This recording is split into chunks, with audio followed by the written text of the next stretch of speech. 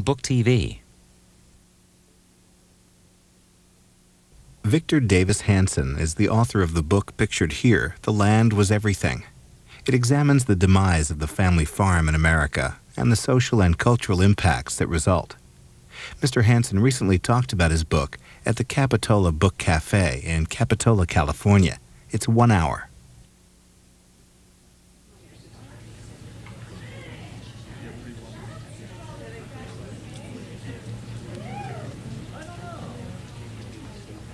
Well, good evening, everyone. Welcome to the Capitola Book Cafe. Thank you all for joining us this evening. I would like to let you know that our July events calendar is now out. You can pick one up on your way out the door. And our next author event reading will be this coming Monday. Liza Dalby will be here. She is a professor at Cal, at UC Berkeley, and she has written a novel called The Tale of Murasaki. It is about Madame Murasaki, who is credited with writing the first novel ever written in the 11th century, a full 600 years before Don Quixote. And she is also the only Westerner to ever become a geisha. So she's quite an authority on the subject matter. I hope you'll join us next week. Tonight, as you can imagine, we're very pleased and we're quite honored to welcome back Victor David Hanson to our store. He is a California professor at Fresno in classical history, and he is also a fifth-generation grape farmer. Among his works are Who Killed Homer, The Demise of Classical Education, and the Recovery of Greek Wisdom, The Other Greeks, The Family Farm, and the Agrarian Roots of Western Civilization, Welfare and Agriculture in Classical Greece, and most recently, The Soul of Battle. As you can see, he is very much a scholar and very good at his work. I think in whatever he writes, he is a passionate, elegant writer who thoughtfully questions the nature of democracy and its core foundations. Certainly the book we're celebrating tonight is no different. It is called The Land Was Everything, Letters from an American Family. And in it, he visits the old tradition of American letters, writing social criticism, and I mean sharp critique, from the agrarian point of view. He takes the farmer to be the foundation of any true democracy in it. And that Jeffersonian argument really takes on a new form, a very politicized form in his book. It is a thoughtful, angry meditation on the decline of farming today and the virtuous values that are being lost because it is no longer with us. He is a resident, as many of you know, of the San Joaquin Valley, and he's witnessed firsthand over decades and decades the rise of the developer, the triumph of the industrialist, and of corporate agriculture. He's witnessed one of our most fertile lands be demised into a city wasteland of urban sprawl, and he's angry and upset about that. He says, and I quote here, "We have lost the agrarian landscape, and with it the assurance that there would be an autonomous, outspoken, and critical group of citizens eager to remind us of the current fads and folly of the day. We've lost our morality, we've lost our way, and Victor Davis Hanson is here to set us straight." Please join me now in welcoming him.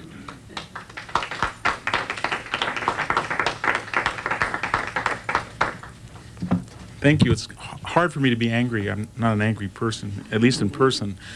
I wrote this book to emulate an author who in 1782 was probably the first American prose stylist, Hector de St. John Crevecoeur.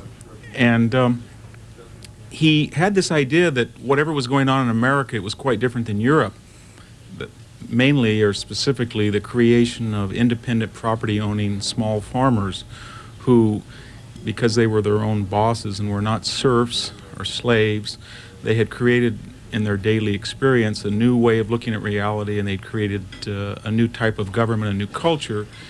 And he wrote letters about the natural history of this experience. And I thought that I would emulate that because he also had a thesis. And the thesis was, as long as these people had this property and this regimen of farming, this culture would be very unique. And I think that by any stretch of the imagination, the America that Crevecoeur looked at, 90% were agrarian or small family farmers, is essentially over now. I know that makes farmers mad, but less than 1% of the population is engaged directly in agriculture. And out of that 1%, I'm pretty sure there's less than 500,000 who would qualify as family farmers. And by that I mean people who gain their livelihood primarily from production only, and they're not engaged in selling, or they're not subsidizing, as I am, their farm from outside income, and they live on their farm and they do the work themselves. In any case, I had one theme that dominates the book, and that is the idea that there must be daily experiences that change or mark or characterize this unique view of the world. And so I tried to chronicle what a farmer does every day and who the enemies he encounters are, what are the natural, mammalian, bacterial, viral challenges that he has to deal with. And out of that struggle, he develops a very peculiar way of looking at the world that's at odds with modern society. He sees the world as tragic. It is tragic when you lose your crop a day or two before you're going to pick it. It is tragic when you've just thinned plums so that they're 6 inches apart, and then the hail knocks the ones that are left off. And just had it not thinned, it would have been perfect.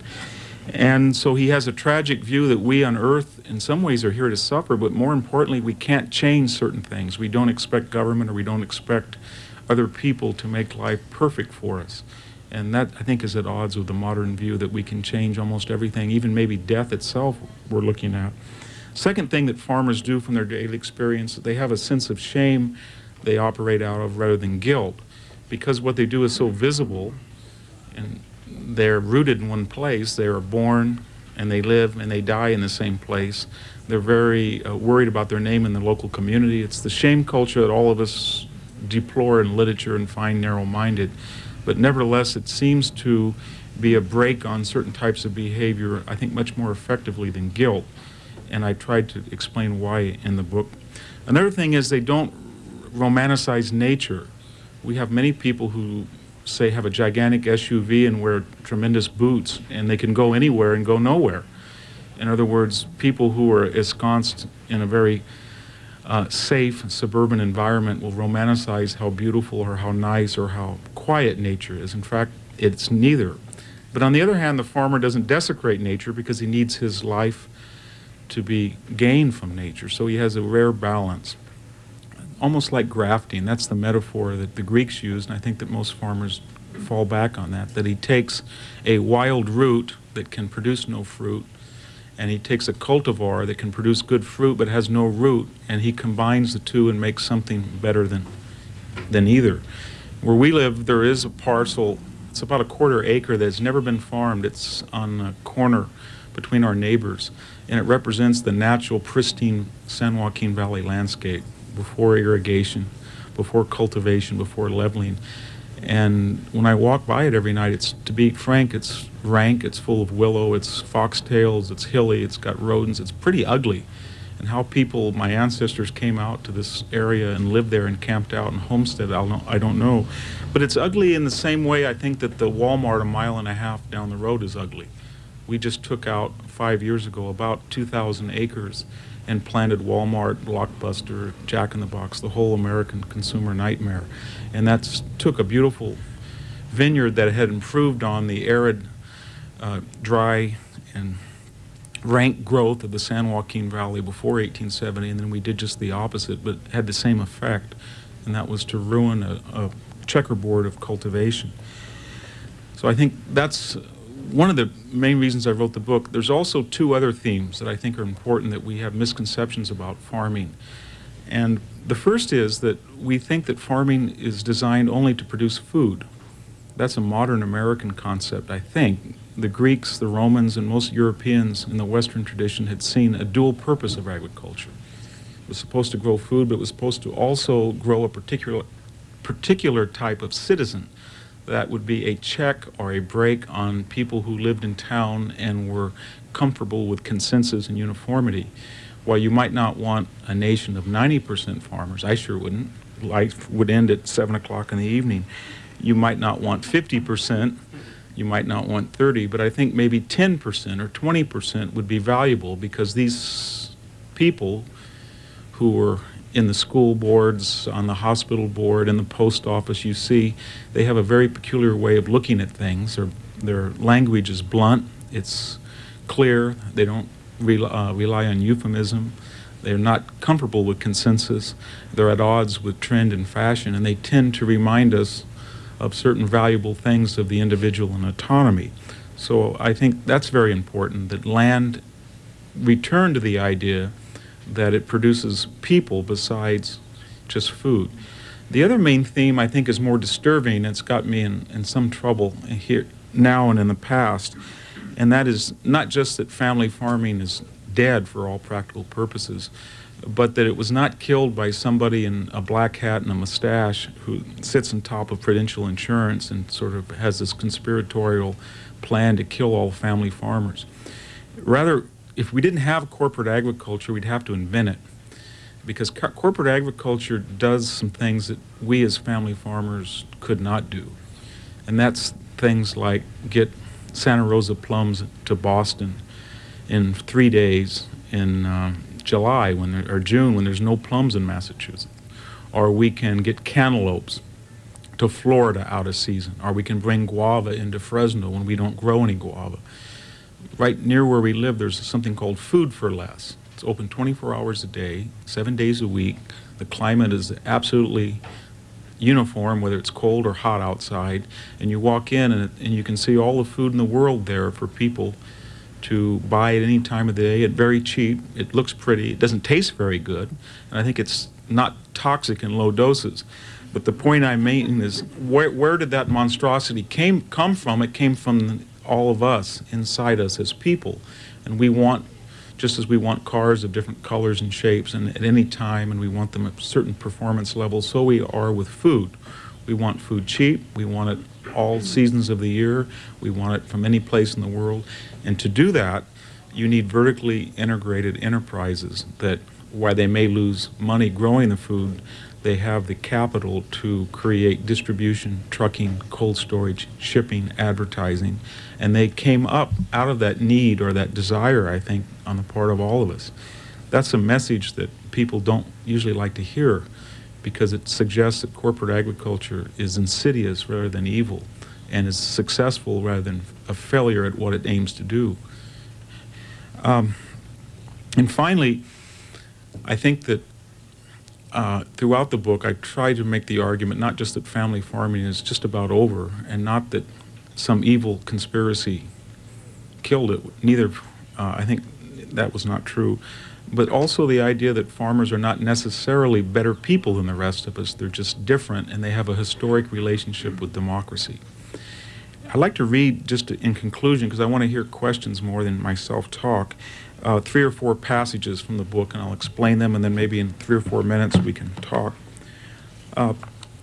In the first letter, I talk about the change in the San Joaquin Valley, and especially the urbanization and population growth, both from immigration from Mexico, but also from equity refugees from Los Angeles, San Francisco. And the result of that is that farmland is now being torn up at an astronomical rate and replaced by housing and malls. I think nowhere are the consequences of the yeoman's demise more apparent than the laboratory of the San Joaquin Valley. It comprises the planet's richest irrigation and agricultural region, but one which at the present rate of development is about to become one of the most polluted, congested, ugly, and increasingly dangerous regions on this continent. It is no exaggeration to confess that America is intent on ruining the richest irrigated farmland in the nation, which produces 1/8 of its food and once provided some sanity in the general chaos of California. Yet without our valley of small farmers, America is not starving. Our nation's fruits and vegetables for a time will continue to be grown by conglomerates, and when that is no longer possible, augmented by importation from abroad. But thousands of acres in California are no longer growing the citizens of old, who in the store, on the school board, and at the local meeting bring the rest of us to our senses through their wisdom gained from a solitary daily war against nature, society, and self. We sense that loss daily, and not merely because of the greater abundance of pretty, accessible, and tasteless fruit, but through the presence of a society that is ostensibly kinder and more humane, but upon tasting is in fact soulless and without spirit. Family farming is gone, yet democracy and Western civilization remain, the creations of agrarianism. We Americans can thrive even under the material conditions of the next century, but we will never quite be anything like what we were. The hardest task in America is now not to fall into defeatism, even if it means verging on idealism, corniness as well. So I offer these letters, both brutal and naive, in hopes that we might still learn from what we are losing. That serves as the introduction to the book. I have a section on corporate agriculture that I think makes the paradox pretty clear. And I go on for a few pages explaining how successful corporate agriculture is at getting us food at any time and at a cheap price and relatively safe. And then I address small farmers and I say, so give agribusiness its due. Yes, it helped to destroy the agrarian profile. Its onset wiped out thousands of small towns and communities. Corporate farming obliterated the entire rural culture that was once America, and for better or worse was integral to the appearance of the uniquely American 20th century material appetite.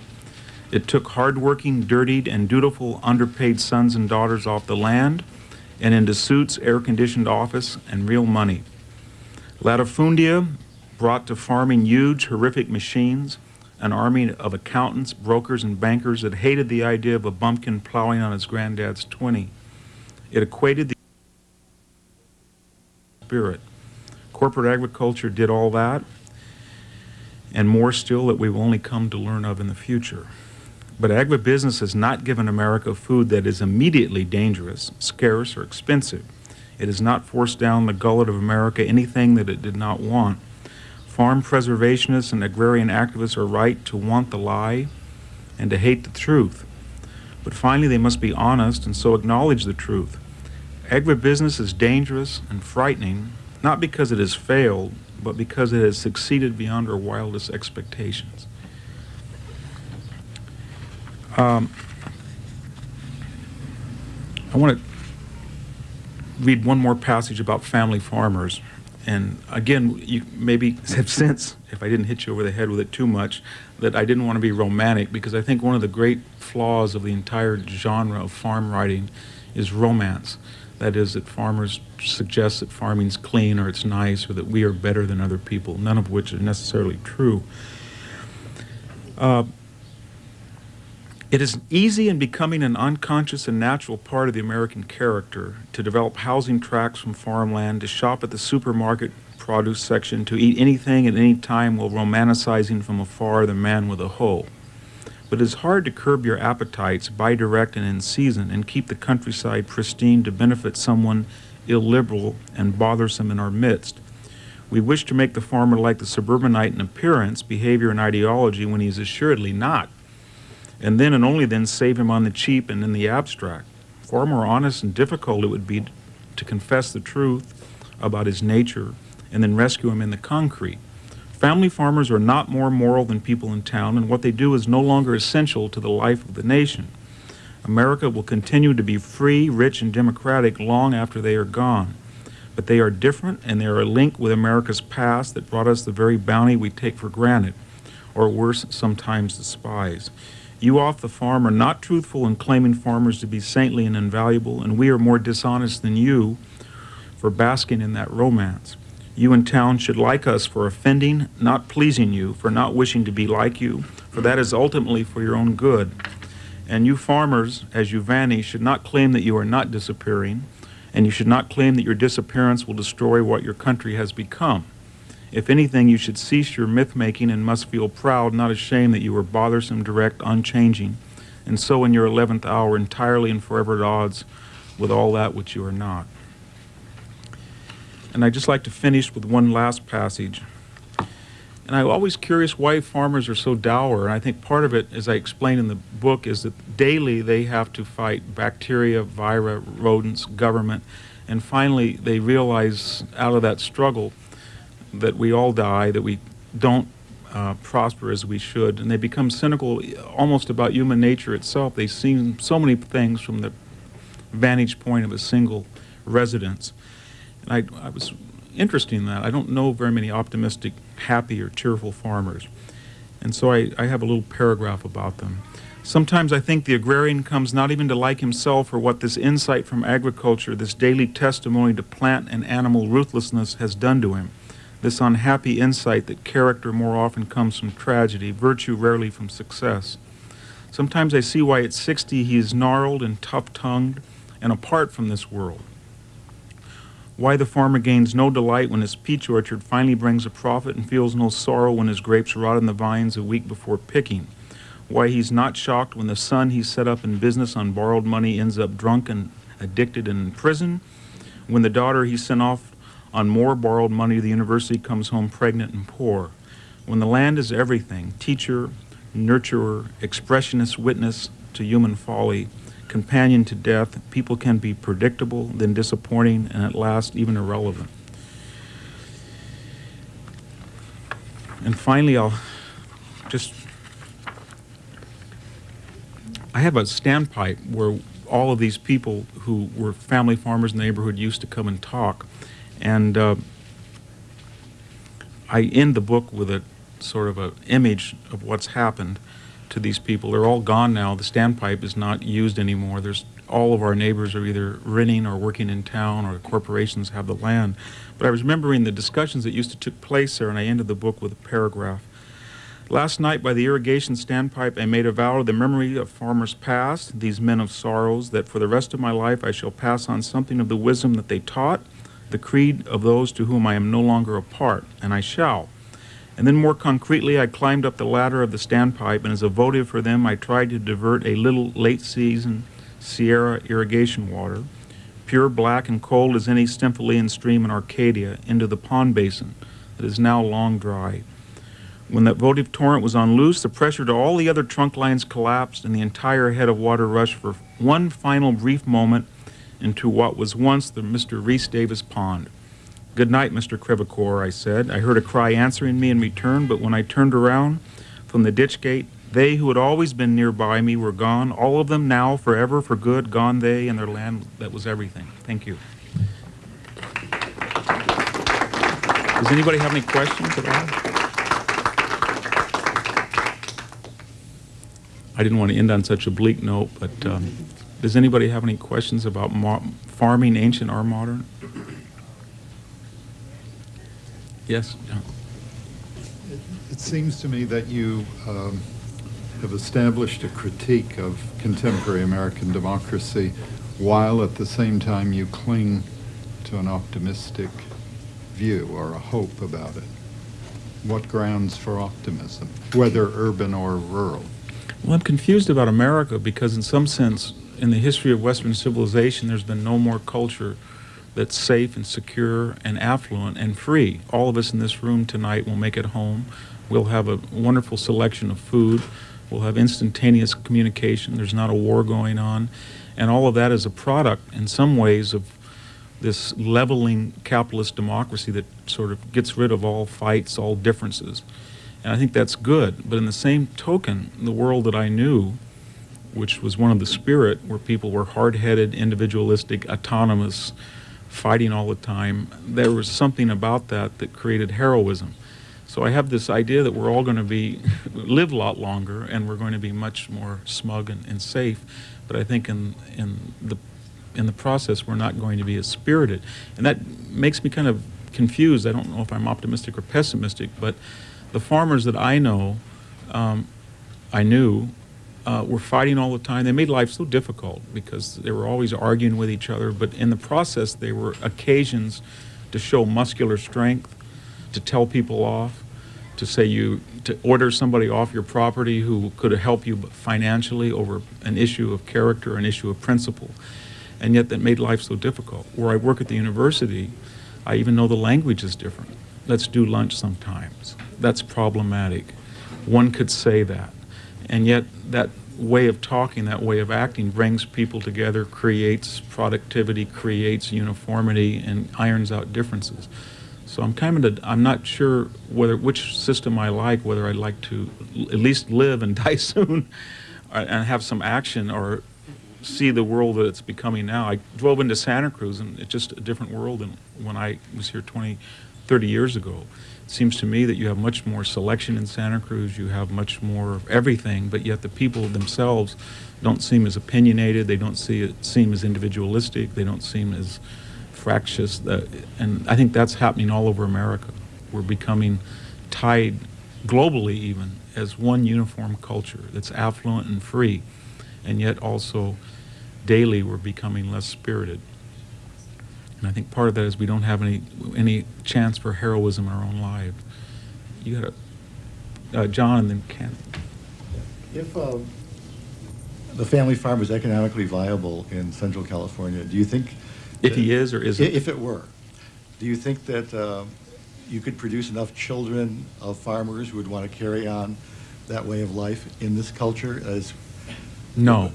I think you insinuate we couldn't, and you're right, because family farming's daily experience is at odds with America. I have 3 children that pack fruit every day and work on the farm, and they can't wait to get inside and get on the internet. Because you don't go anywhere, you stay in the same place, you don't use a lot of highly sophisticated technology. Nobody can appreciate the fashion that you have, and that's at odds with modern media, advertising, so it's even getting much more difficult. That's always been true of America. People couldn't stay on the farm. But the other corollary is, a family farm viable? Will it be? It's not now in California. I don't know of a family farmer who in truth is viable. I know a lot who say they are, but upon examination, they either have inherited a lot of money, or they have a job in town, or they sell fruit in some merchandising capacity. The problem, you see, is that we have a lot of vertically integrated farms now. Perhaps 50% of all the food that's grown, and I think that's a very conservative estimate, is under the direction of people who don't need to make money growing it. They can make fantastic profits selling it or distributing it. When we have a price box of 28 pounds of peaches, 23 pounds, excuse me, we get $6. In Manhattan, that box will sell for $60 to $70. And the people who get it to the people in Manhattan may grow some of them themselves and lose money on the growing. But for all of us who don't have access to that capital and can't get in on that horrendous price markup, then there's no incentive to pay us anything.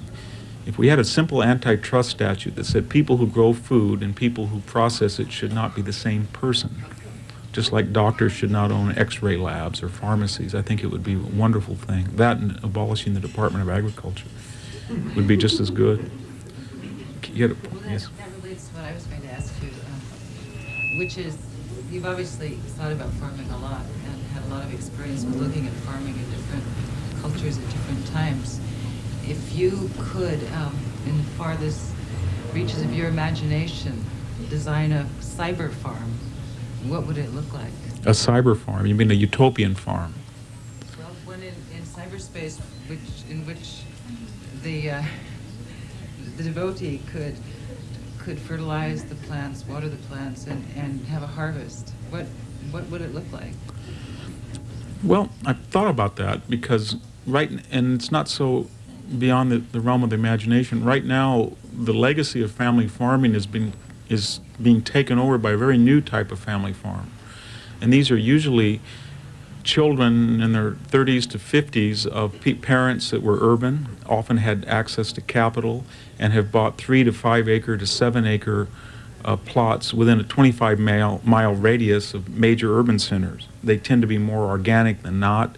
They use high-tech marketing opportunities. They're highly technological. Often they don't live on these farms, but they come and they're very productive, and they found a niche in the inefficiency of corporate agriculture, and they sell directly to restaurants. And when I visit these farms, and I've spoken to these farmers, they are a mixture of hard work, agrarianism, but yet they're very sophisticated. But I know one thing they're not, and that is they're not traditional 19th century agrarian farmers. They tend to be politically much different than the farmers that I grew up with, or the few that I still see. They have very different values. They don't live on the land, but they're very, very astute in combining the best of the 21st century to circumvent or to nullify the enormous advantages that corporate agriculture has. And I think as much as 5 to 10% of California fresh fruit, for example, is being produced by people like that. And I'm impressed by them. But they seem to be something out of the computer age. They're adept. You should see farmers that are 50 try to use a computer. I'm watching my twin brother who's 46, and it's something to behold. We used to go get loan applications at Production Credit. When he opened this portfolio, all these arrows and diagrams would come out on the table, and this young bank officer with a degree in ag econ, about 25, who couldn't drive a tractor if life depended on it, would just, become irate. Well, now my brother has realized that his appearance, his language, his diction in this new world will be just as important in getting financing as the actual truth in the cyber farm to come. So he's trying to clean up his act. He has computer printouts, but it's funny to see this transformation because it's not working too well. Somebody else had a question. Yes. The demise of the family farm doesn't seem unlike the demise of the corner grocery store or even the independent bookstore due to large corporations and things. I just wonder what your solution to it is. I think you're very right. There are some similarities. The only differences are that family farming was one of the few independent enterprises where a person had to use muscular strength and be outdoors and get this unique appreciation of nature and be subject to natural catastrophe and whim. But you're absolutely right in many other instances, the hardware store. I don't know. I think all that will happen is that these things are cyclical. They were in antiquity. We went from small Republican farms to latifundia back to colony. So I think we're going to play this cycle out. We're going to go with it and see where corporate agriculture takes us and corporate bookstores for the next 20, 30, 40 years. I think we're going to find that ultimately it's not as efficient as it seems, and along the edges there will be creative entrepreneurs that will try to chip away at it before it finally falls. I don't see it as an Armageddon necessarily. It's a cycle of death and renewal and birth. The only thing is I think these cycles are very long, and I happen to be born in one that I didn't particularly like. One thing I think that we should keep in mind, and that's an unfortunate theme of the book, is that a lot of these corporate agriculture enterprises, Walmart, corporate mass merchandising, appeal to people who are very, in some ways, in a very abstract way, they're democratic. I have a mixed family of people from Mexico who've intermarried, and I have relatives, in-laws, and friends who are one generation from Mexico, and I ask them, why do you all go to Walmart? Why do you go to Blockbuster Video? Why can't you go to the local hardware store? We have a fifth-generation nursery from a Japanese-American family. You walk in, they know every scientific name of every plant. They give you free, unsolicited advice how to grow them, and yet they're going broke because people can go in and get a Japanese maple at Walmart for 40% less. And if you talk to people, poor people, middle-class people, they make an argument why they don't want to represent the polis or support family businesses. They say things like, they locate you, if I could translate, I think what they're saying, they say they locate you in time and space. They want to talk about the architecture of their grandfather's hardware store. They want to ask who your parents were. They want to give you a lecture about a screwdriver. In other words, they see commerce as having cultural aspects besides just profit and loss. And to these people who are one generation here and don't feel a part of these insular parochial worlds, as a friend of mine said, when you walk into the door of Walmart, they even have a greeter.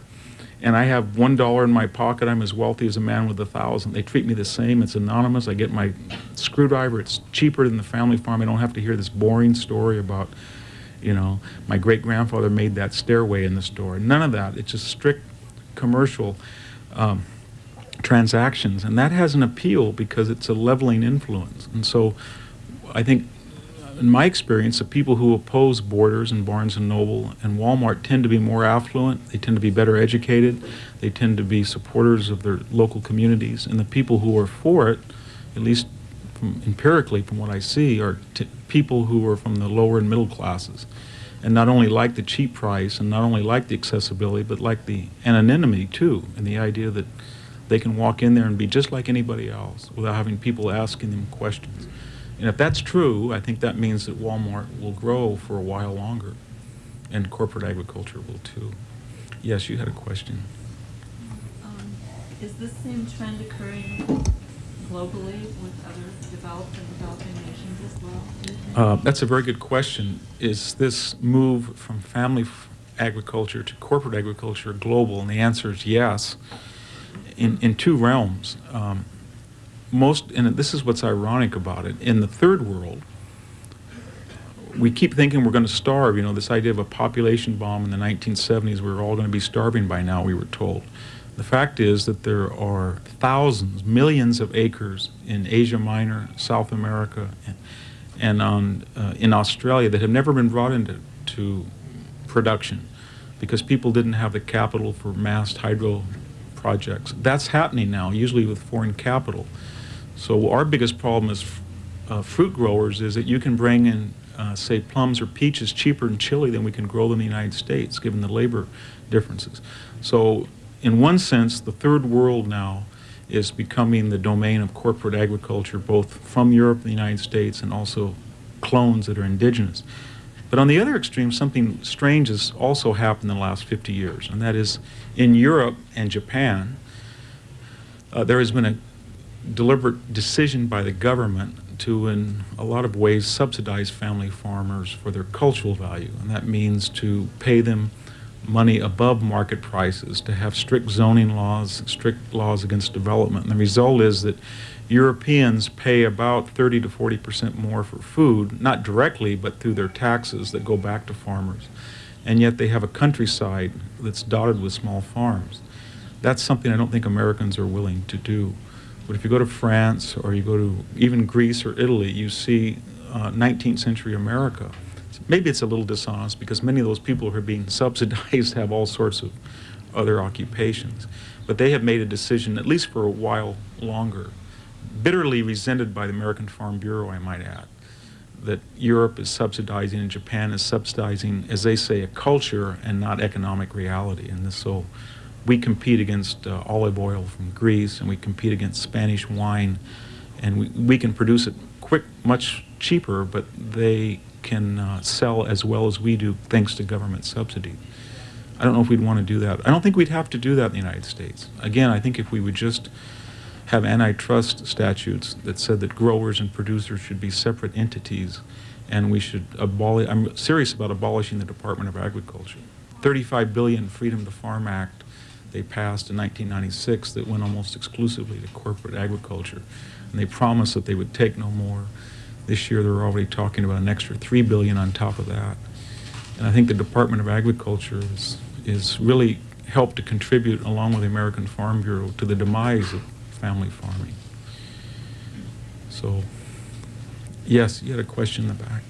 I'm just curious, I haven't read your book yet, but in terms of the whole issue of the lack of democratization or the destruction of democratization, as I understand it, because of the lack of these family-type farms, I'm reminded of the New York Times piece earlier this week on, or maybe it was last week, on Smithfield, which is one of the largest hog operations in North Carolina, and what's happening not just on the farms that are affected by Smithfield, but what's happening inside those plants.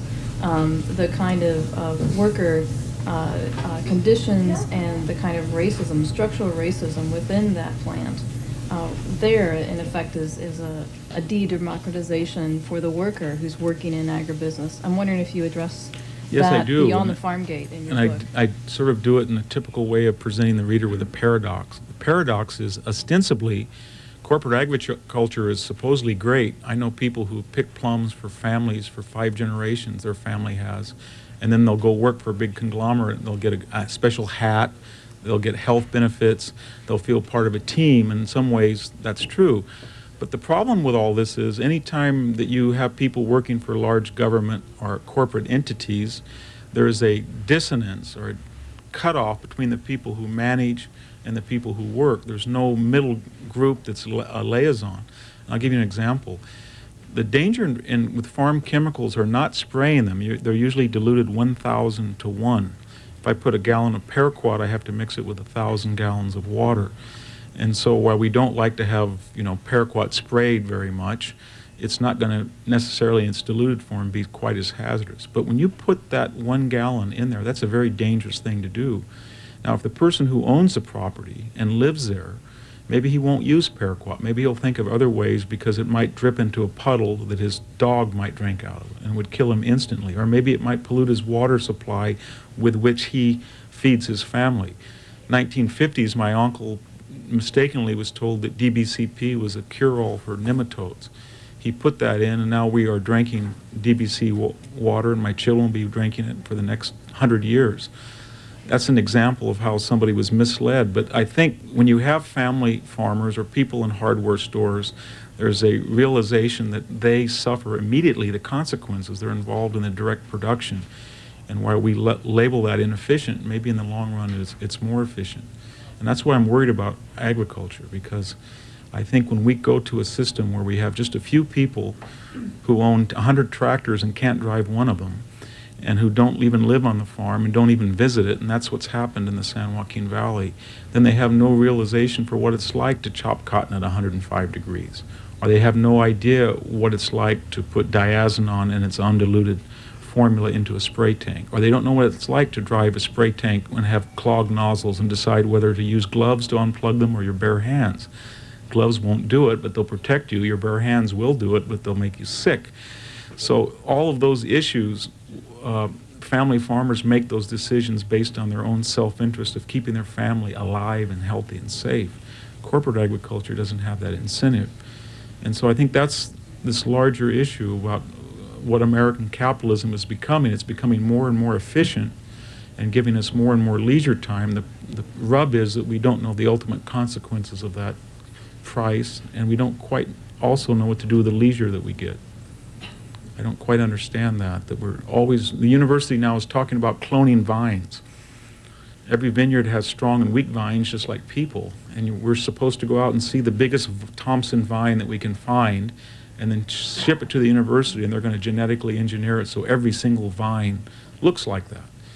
But most farmers know that some vines, for some reason, they don't know exactly what, are more resistant to pests or might have a better ability to penetrate soils. There's a mystery to farmers. So by getting just the biggest one that ostensibly can produce food, what are we going to lose in the process with the genetic diversification?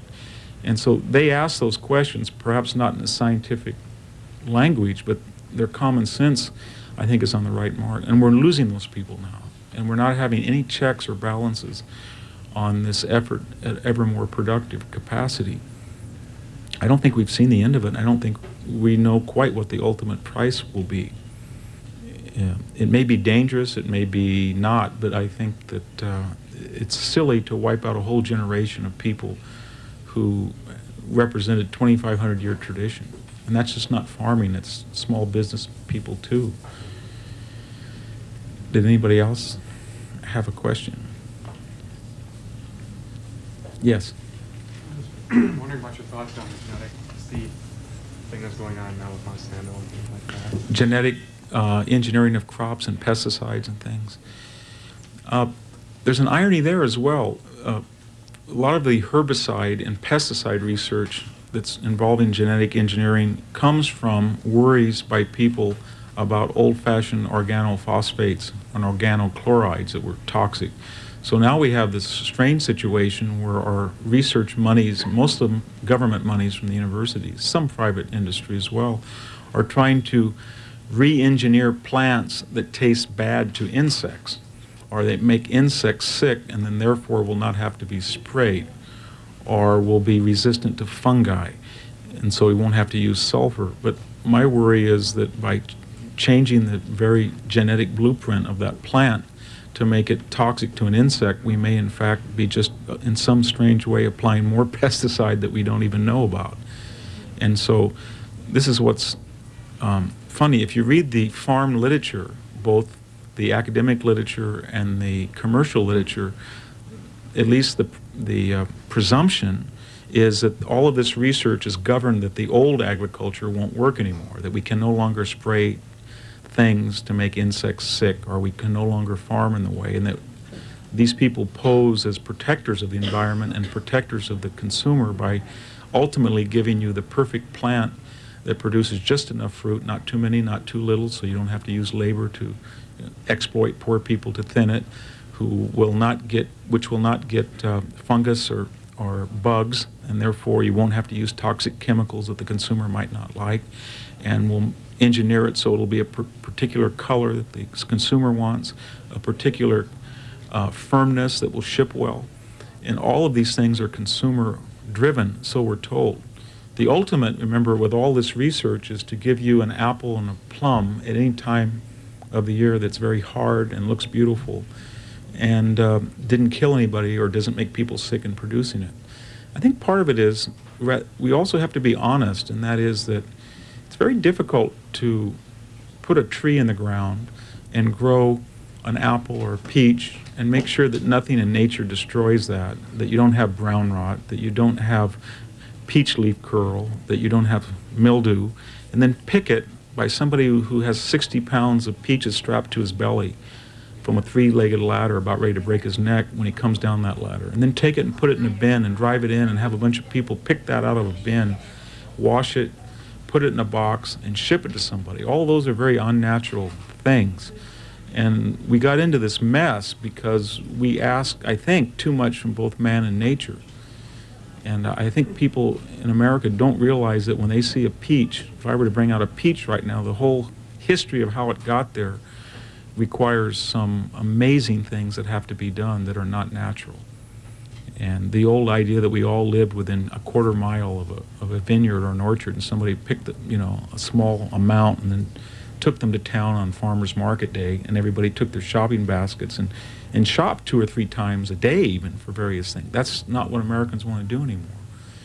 So I'm a little troubled sometimes that people don't want to do that, and yet that would be, I think, the only way you could circumvent this elaborate labyrinth that we've got ourselves into. Farmers' basic attitude has always been, we will do what it takes to get the consumer what he wants. That's what they at least profess.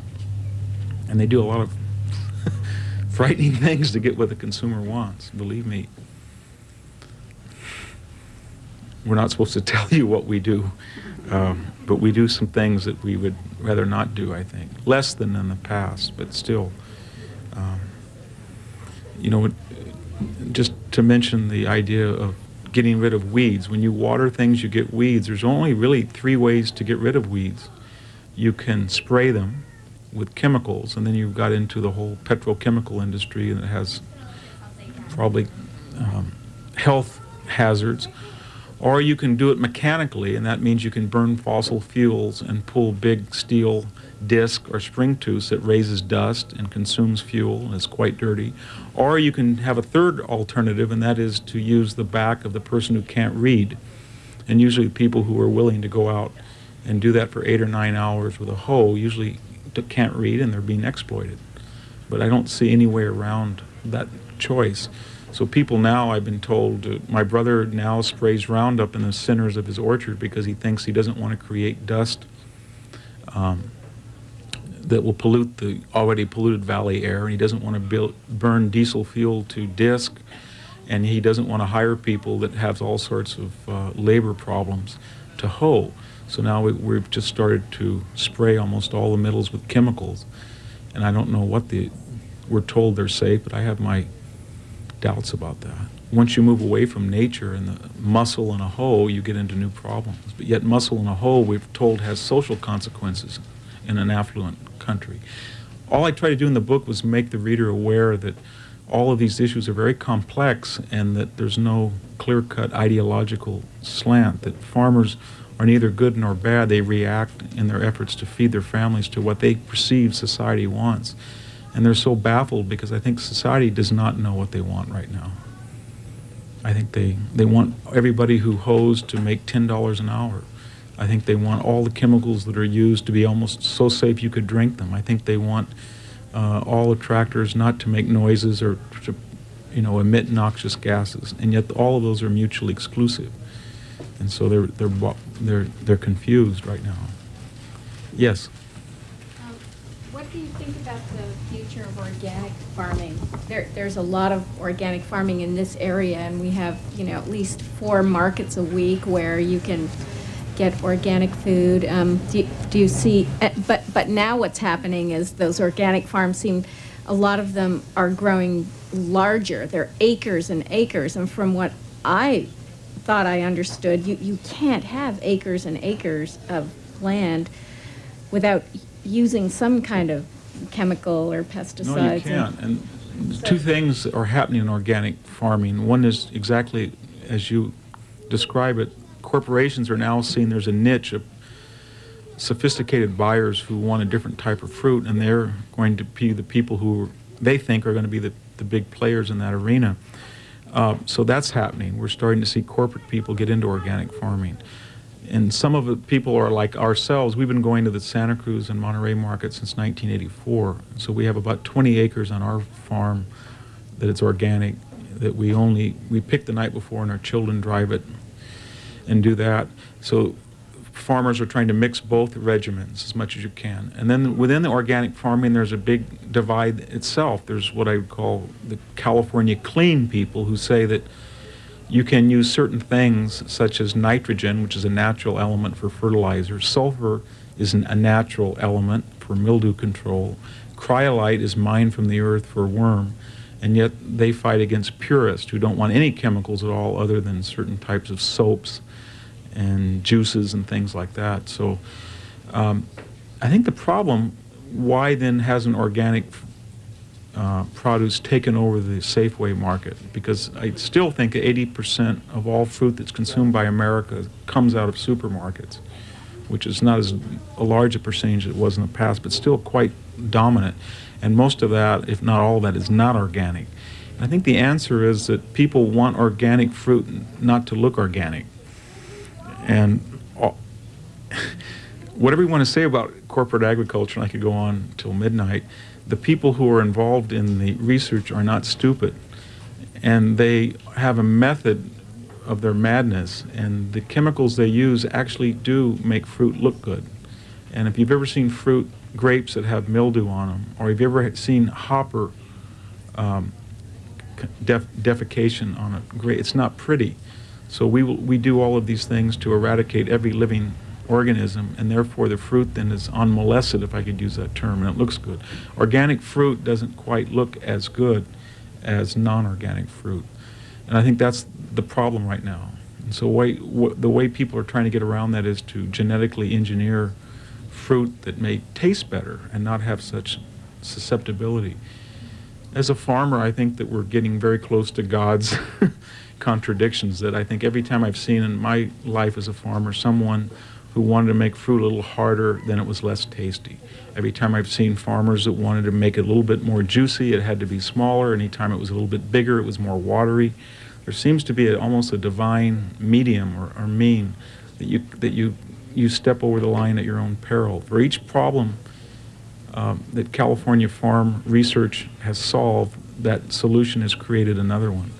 And we have to realize, I think, as humans, that you just can't get a delicious peach that was picked a week ago on 3,000 miles away. It defies the laws of nature. And yet those laws are the ones that we constantly try to attack. And then we wonder, I don't know how many people have said to me, I can't buy a good tomato. I think I've heard that 1,000 times in my life. Or I can't find a good peach. And the fact is, you can't. We have Alberta peaches that are just absolutely delicious, but when you pick them, your fingerprint shows on them. And 2 days later, it looks brown. And if you put that, as we have tried to ship them, people will not buy those. They'd much rather have a June lady that's hard as a rock. And sort of edible, but at least it looks beautiful. When I say they, I'm talking about not all people, but the majority. I don't want to be condescending, but it's just farmers see, when their livelihood depends on these things, idealism goes out the window very quickly, because you have to pay for that mistake very quickly. And every time that we planted a variety that we thought was beautiful and was tasty and people would buy, we've been sorely disappointed. And every time we planted a variety that we didn't think was very good, that was shiny and was hyped by a particular corporate entity, it did well. So farmers do pay for their idealism with their livelihood. And so that's one of the reasons that they also become sort of, I guess, cynical. Yes, you have a question. You mentioned the genre of farm writing. Yes. Could you outline that, maybe highlight a little of that? Highlight in what way? Highlight what the genre is, or? I think it's best characterized by somebody like Wendell Berry, that I think writes very elegantly about farm life and writes about how, within a general critique of everything from consumerism to capitalism, and how that we could, if we all went back sort of to a 19th century existence with horses and small local farms. And my only point is that I don't think that's going to happen. people who write like that, and I do know a lot of people who write like that, in some ways have subsidies, whether it's government subsidies, whether it's university teaching subsidies, whether it's spouses who work. But all I know is that the people who themselves work and support their family and have no subsidies don't think like that. And I don't necessarily like that, but I think from my own experience that happens to be true. And I think this is why this is probably the last book that I'm going to write on farming, because I found that I'm very closely fitting in that category, because most of the money that I subsidize, money that I lose on the ranch, comes from teaching. So when I see something in agriculture, it's not as pressing as it used to be, because I always think, well, I can go give a lecture, I can go teach summer school, I can do something to make up that money. So I think that almost all farm writing is by people who are not necessarily, their livelihood does not depend on farming. It just happens, it's just the way it is.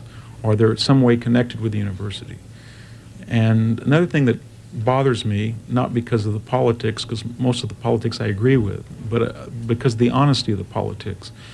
I would say that 9 out of 10 farmers that I meet are very conservative, even family farmers. They may be conservative Democrats or populists like my family was, but they're nevertheless conservative. And 9 out of the 10 family farm writers that I've met are very, very liberal. And that, I don't know why that is, but they become, I think, in some ways not representative of the class that they're trying to preserve. Whether they're ashamed of them or whether they think, well, they're really liberal, you guys just don't understand them, or the mechanisms to which they'll disguise the truth. I think the only thing that makes a writer is the willingness to tell the truth. Anytime you don't tell the truth, I don't think you're a writer, and that's what bothers me about a lot of the farm genre. That's, I think the more family farmers disappear, the more we're going to get paeans to how wonderful they are. The more conservative they are, we're going to be told the more liberal they should be, and just the way it is. Somebody else had a question over here. Yes? The situation in Europe, on the small European farm? Yes. In terms of organic and inorganic process? Yes. Do they use, what is the situation in terms of growing organic in Europe, in the small farms? I think it's somewhat parallel to ours. We should remember that some of the biggest farm chemical companies are in Holland and Belgium and France. A lot of our imported chemicals come from Europe. And I find it very schizophrenic because, as somebody who lived in Greece for 2 years, they have, in some ways, they're much more advanced. They shut down entire streets in Athens on particular days of the week. They bring in local growers who sell without plastic bags necessarily, and they argue back and forth right out of Aristophanes' 5th century description of the agora. And the government subsidizes small farms, so when you go out in the country, you actually see people who are families. But on the other hand, believe me, if you're walking in Greece or Italy, some of the most toxic chemicals in the world will be used on European farms. So I think they're more or less in that question of organic versus non-organic, about where we are. I would imagine about 10 or 20% of educated people who live near urban centers have developed a niche, a very good niche, and are selling organic fruit to restaurants and farmers markets. And then the other 80% is probably being grown, in the case of fruit, mostly in Spain, Portugal, Italy, and Greece, and being shipped long distances through the use of chemicals and fungicides and herbicides. I think that's ultimately what we're talking about. If you want to ship fruit and you want it to look nice, and you're going to have chemicals. And if you want to eat it locally and you're not worried about anything other than the taste, and perhaps the safety of it, then you can have it organic. But I don't know if you can do it both ways. The corporate America, that's their challenge, and they're going to keep trying to tweak us by saying that you can and doing all sorts of things that they say are almost organic. And as one guy told me at Cal State Fresno, he said, organophosphates, why do you think they call them organic? And I thought about that, you know. He said that parathion, malathion, they're organophosphates. Well, they must be organic, or they wouldn't have the name organo in them. And then he said to me, phosphates, well, phosphates are natural. And he said, I can tell you everything that's in 7. This week we're spraying for the sharpshooter. We're going around everybody's house in our community because we're worried about a tiny little bug that we say injects itself into grapes and causes Pierce's disease. We've had this since 1920, and we've always survived it without going into people's backyards. And the other day in the Fresno Bee, it says 7, a perfectly harmless powder that we're going to go into knock knock. We're going to spray all of your plants with 7. Well, 7 is the chemical that in India caused the Bhopal disaster. It's not necessarily a non-toxic chemical at all. The idea that we're going to knock on somebody's door and have the right to go in and spray this toxic chemical on their rose bushes seems to me preposterous, especially when the grape industry will not be wiped out any more than it was before. We've always survived. And that's very scary. I think if we had more small family farms, we wouldn't do that. The impetus is the Farm Bureau and the legislators who represent corporate agriculture. And that's what's so scary, the idea that we can go into people's homes and dictate to them what chemical will be in their own yard for the greater glory of farming when it's really the greater glory of agribusiness. My neighbor just told me we have 30% too many raisins. Thank God for the sharpshooter. Maybe we can reduce the crop by 30% and make it an art so that if we can't use chemicals to kill the sharpshooter, then you might have to actually walk your vineyard every day and find out methods to monitor your insect population, and you might have 70% less production, and you might get a good price. But the problem with California agriculture has never been a dearth of supply, but we've always produced and surfeit and put ourselves out of business. Every time somebody comes on our ranch and says to me, we got a new chemical fertilizer, we got a new chemical fungicide that can give you 30% more production, I just about die. You know, once you find out a new chemical that get us 30% better price. Is there somebody else had a question? Is that it? Okay, thank you.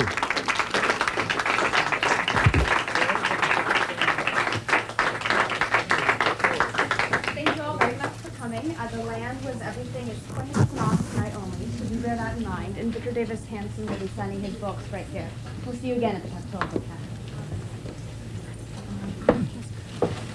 I just have a dazzling insight that corporate farming is really platonic.